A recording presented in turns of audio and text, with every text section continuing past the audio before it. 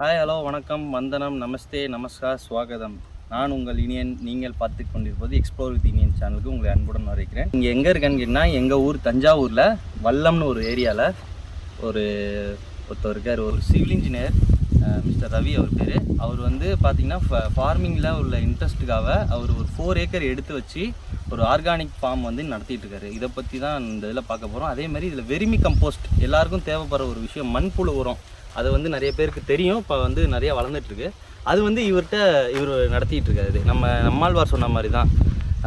நிறைய நம்மாழ்வார் என்ன சொல்லியிருக்காரு, நம்ம இந்த இயற்கை விவசாயத்தை நம்ம அடுத்த ஜெனரேஷன் எடுத்துகிட்டு போகணுன்ற விஷயத்த இப்போ அவர் பண்ணிகிட்ருக்காரு. வாங்க அதை பற்றி உள்ளே போய் பார்க்கலாம்.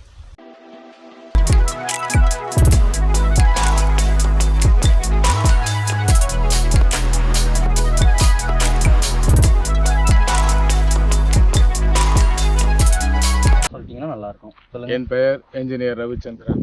I am basically civil engineer come contractor. நான் இந்த விவசாயத்தில் உள்ள ஈடுபாட்டின் காரணமாக ஒரு 4 ஏக்கர் வல்லம்புதூர் சேத்தி தஞ்சாவூரில் அமைந்துள்ள இடத்தில் விவசாய பண்ணை ஒன்று ஆரம்பித்துள்ளேன். என்ன பண்ணுறீங்க இப்போ சார்? இங்கே ஒரு 4 ஏக்கர் இன்டகிரேட்டட் ஃபார்மிங்கில் மண்புழு உரம் தயாரிக்கிறேன். 1 ஏக்கர் சம்மங்கி போட்டிருக்கேன்.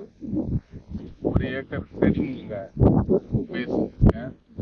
அதோடு இல்லாமல் வெஜிடபிள்ஸ், அவரை, வெண்டி, கொத்தரை, முட்டைகோஸ், காலிஃப்ளவர், கேரட், பீட்ரூட்.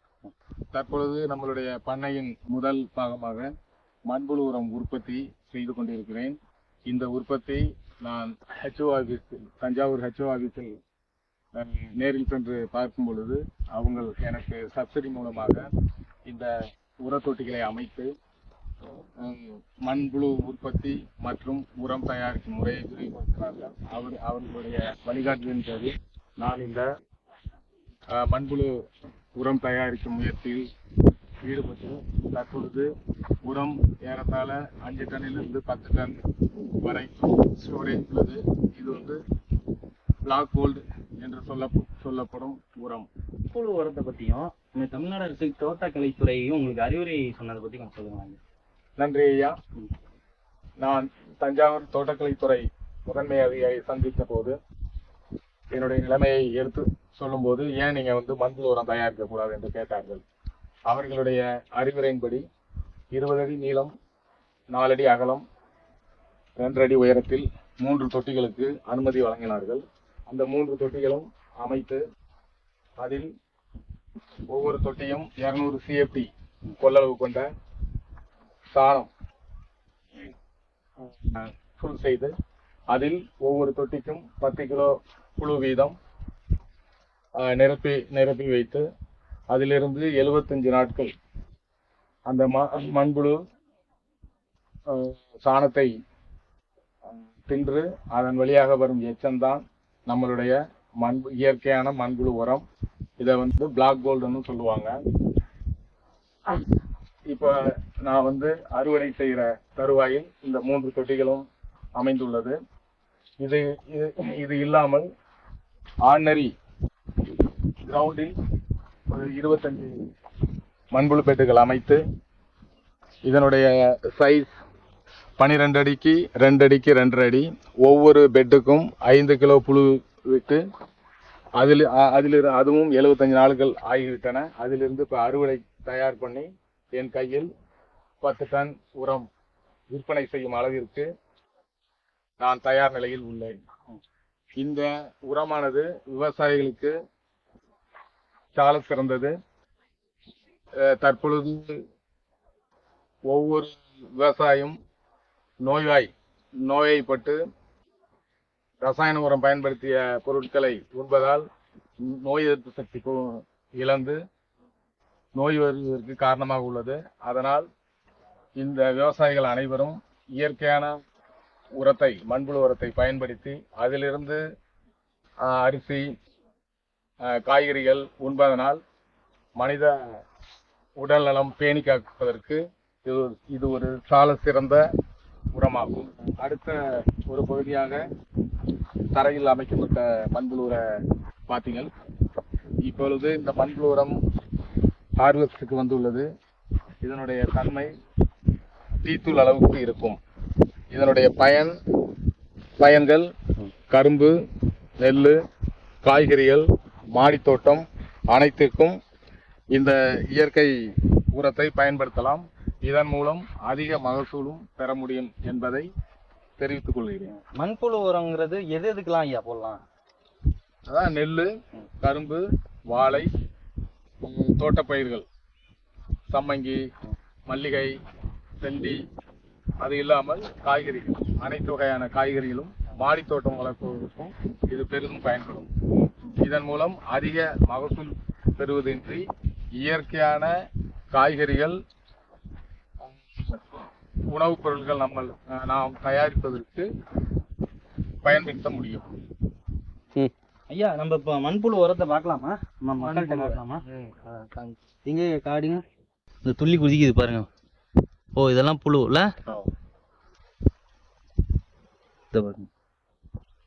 இது உயிரோட தான் இருக்கும்ல? இப்போ நம்ம இதை எடுத்து அப்படியே செடியில போட்டா அப்படியே அந்த இது அப்படியே இருக்கும். புழுவும் வந்து செடியிலே இருக்குமா? செடியில இருக்கும். உற்பத்தி ஆனதுக்கு அப்புறம் அது இறந்துடும். நம்ம இந்த ரோஸ் கார்டனுக்குலாம் நிறைய யூஸ் பண்ணுவாங்களா?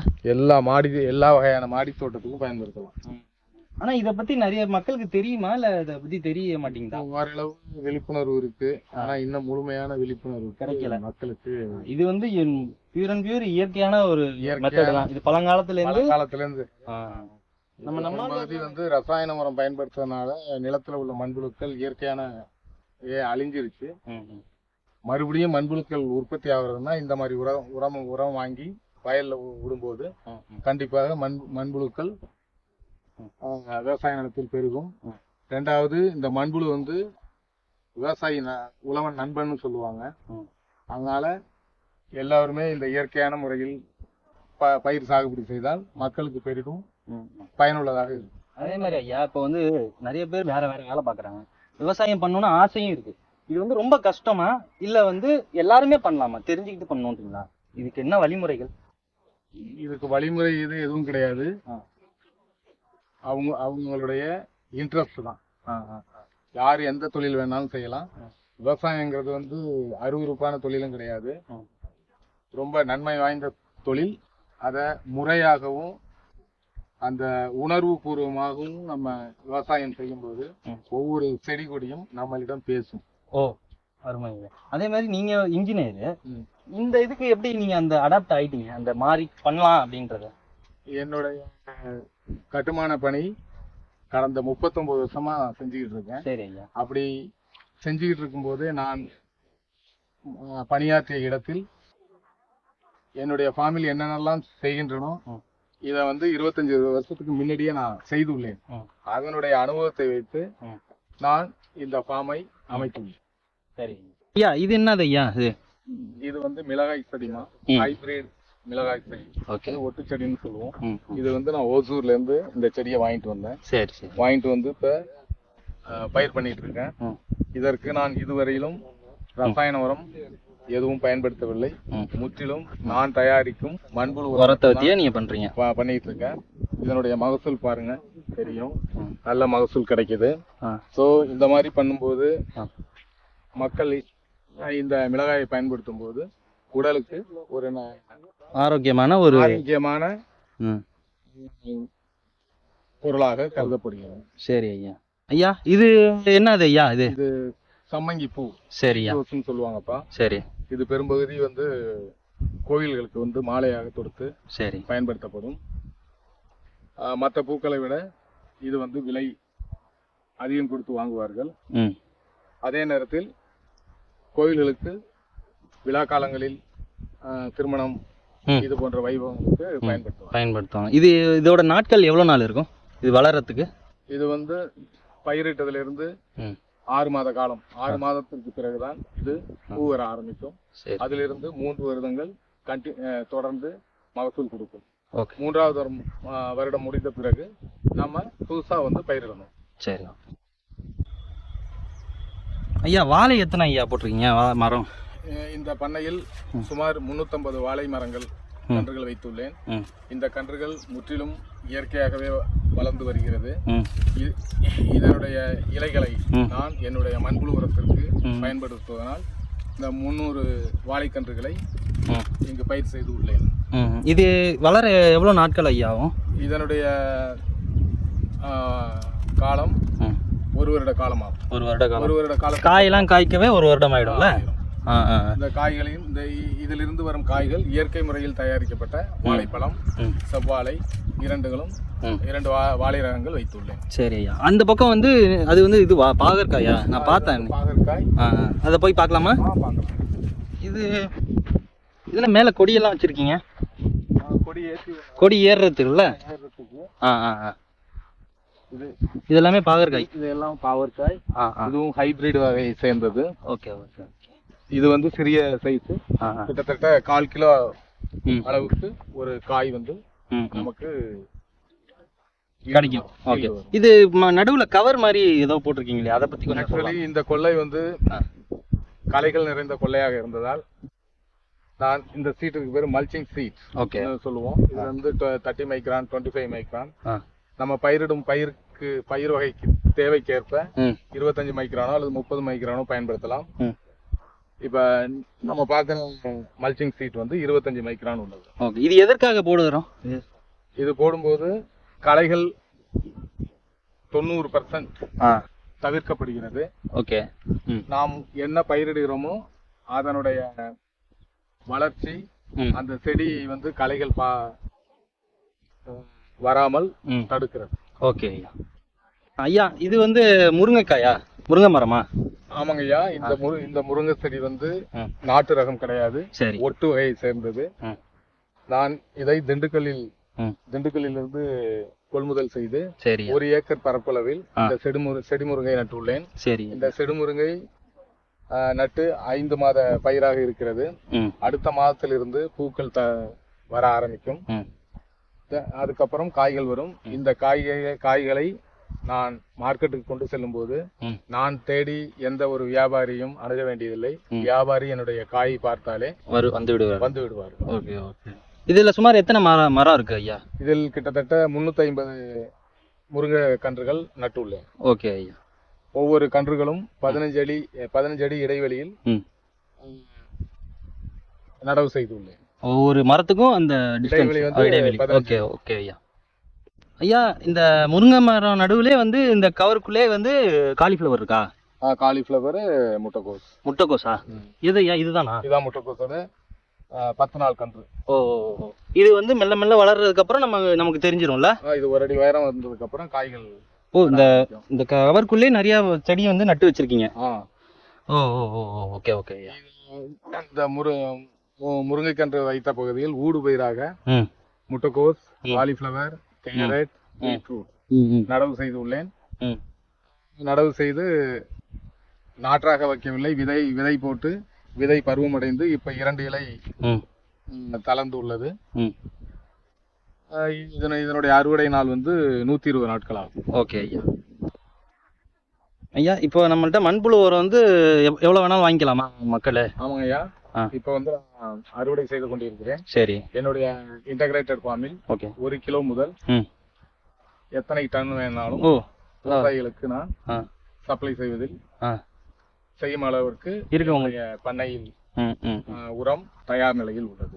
சரி ஐயா. அப்போ உங்களோட டீடைல்ஸ் இதுல போட்டுருந்தா ஃபர்தரா கால் பண்ணா நீங்க கண்டினியூ பண்ணிப்பீங்களா? தொலைபேசி மூலம் என்னை அழைத்தால் அவர்களுக்கு உடனடியாக உரம் தேவைப்படும் அளவிற்கு என்னால் சப்ளை செய்ய முடியும். சரி ஐயா. ஐயா உங்க தொலைபேசி நம்பரை கொஞ்சம் சொன்னீங்கன்னா நம்ம மக்களுக்கு இப்போ பயன்பாடா இருக்கும். என்னுடைய தொலைபேசி எண் 9597896873. என்னுடைய பெயர் என்ஜினியர் ரவிச்சந்திரன்.